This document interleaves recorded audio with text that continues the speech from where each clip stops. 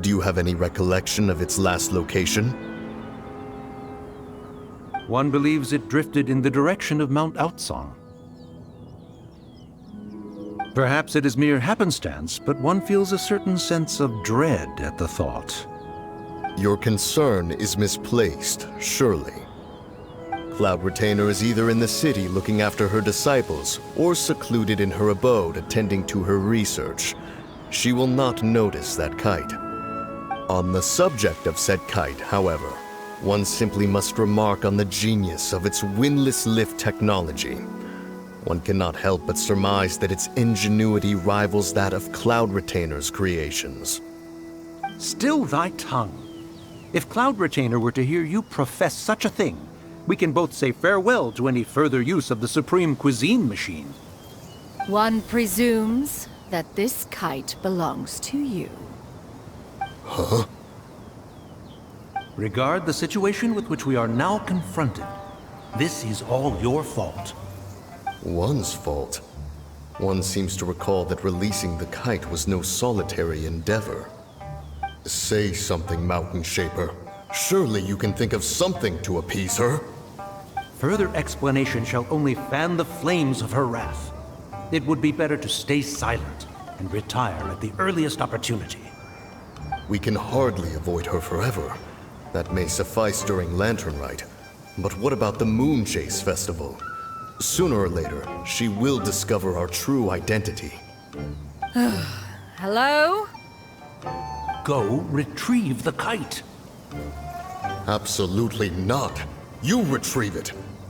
That is not our kite. Oh, so an adeptus such as oneself is mistaken then? Ah, you're an Adeptus? Please forgive us for any impropriety. I truly possess no inkling of who could have released a kite into your esteemed domain. Pray, who could be responsible for such wanton behavior? Verily, verily, we were but delighting in the surrounding scenery. This locale is home to such exquisite... mint! Well, and if that's all, then we'll just be on our way. We finally caught up. You sure do fly fast in your illuminated bird form, Xinyan. Mooncarver? Mountain Shaper? What are you doing here? You!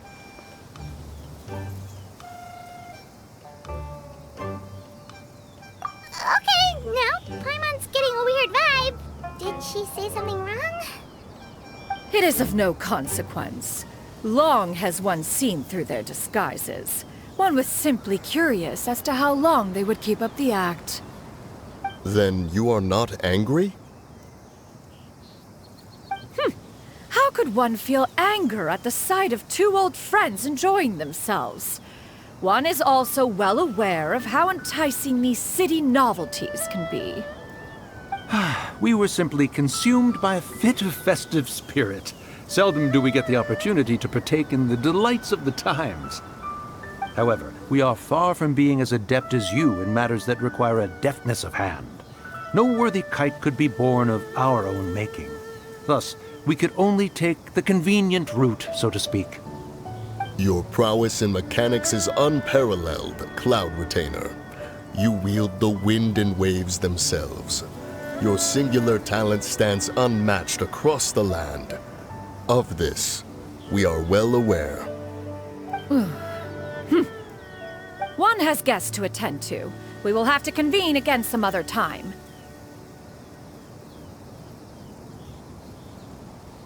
Traveler, Paimon, do try to keep up. We're leaving already? All this flying from place to place is wearing Paimon out.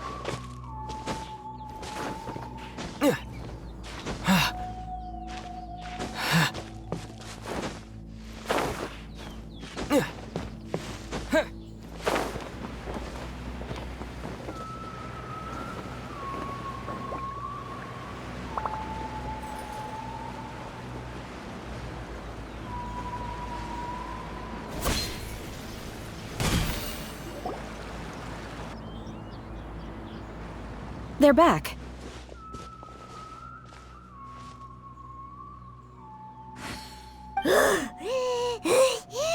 Paimon's pooped. Hi. Why are there only 2 of you left? After you left, Yao Yao and Shu Yu tired themselves out playing with their kites. Gao Ming offered to escort them home. Before he left, he said something that I don't quite understand. Oh? What did he say? He said, a kite is always tied down no matter how far it flies or how high it soars. Its tether prevents it from ever truly flying free. He looked quite dejected as he said this. Now that you mention it, Gao Ming did seem to have a rather strange attitude towards kites. A reflection of himself. If I were a kite, I would cherish that tether as a symbol of kinship and the bonds that tie us and... Shenhe? It may be an exceedingly slim and distant connection, but lose it, and you lose that which links you to home.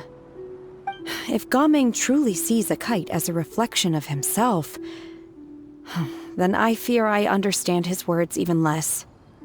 Well, people often have different points of view depending on their mindset and experiences, right? It's actually quite normal. Just like some people can eat spicy food, but others won't go anywhere near it? Exactly. That's why tolerance and understanding are as important as they are. Tolerance and understanding? What brought about this conversation? Did one miss something? We were just chatting. You don't have to butt in on every little thing, you know. Where were you anyway? One was merely doing a bit of cooking. Night fast approaches. If you are otherwise unoccupied, one would entreat you to stay and eat before you depart. Oh, it's been so long since I've had the chance to enjoy your cooking, Cloud Retainer. Worry not. One has prepared a variety of meat and vegetable dishes. One is more than familiar with everyone's culinary proclivities. Shenhe, Ganyu, come with me. Whoa, what's with all the secrecy? You're not trying to play favorites, are you? If you're ready to serve the food, we can help too.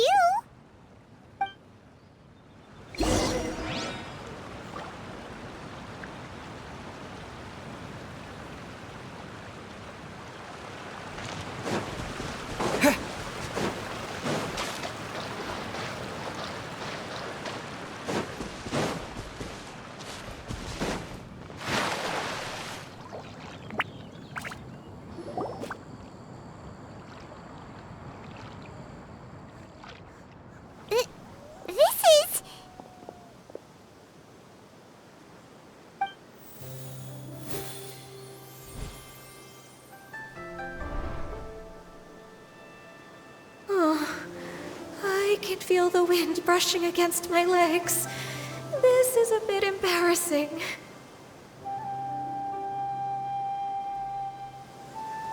Is the headpiece secure? I should have asked Cloud Retainer to check before I stepped outside.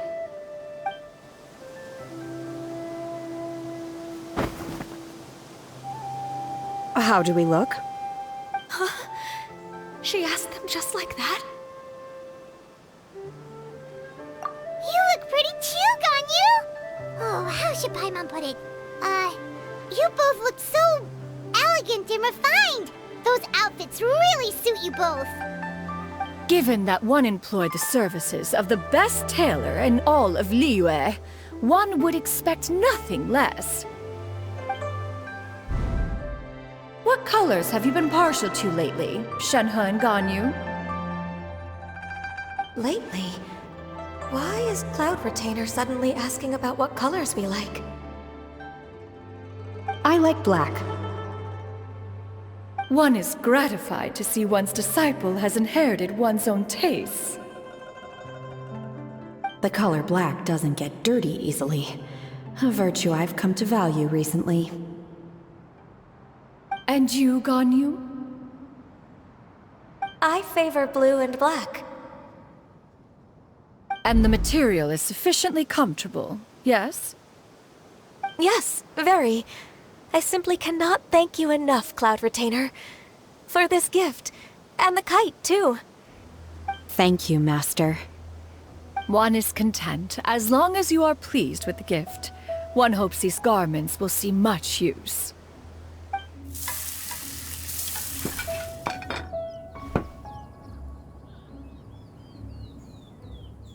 Seems like your supreme cuisine machine is just getting better and better, Xinyun! This golden crab's particularly good. The shell's deliciously crunchy, and the meat inside is so succulent and sweet! Paimon can't stop eating. It's a good thing Gaming isn't here, or Paimon would have to duel him for the food. You know, with chopsticks. He traveled all this way on account of the kite-making workshop, and he spent the whole afternoon looking after Shuyu. One was hoping to treat him to a meal. Oh well. One will just have to extend one's thanks in person. It's rare for someone to make such a good impression on you, Cloud Retainer. One has high standards. He appears to be a young man of much merit, and one is not the type who would see such potential squandered. It appears that he wishes to break free from the kite string that tethers him. Kite string? Huh, what strange metaphors you speak in, Shenhe. Ever since you returned from one mean restaurant, your turns of phrase render one at quite the loss. Where do we even begin? Oh, do you know about the conflict between Gaming and his dad, Xinyun? One has only heard that the two are not on good terms. He ran away from home and hasn't been back since. Oh? Ran away, you say? Oh. One believes we would all benefit from a more thorough retelling. Start from the beginning. Oh, okay. Paimon just hopes he won't mind. What? This shall not do. Lantern Rite fast approaches. We must make haste.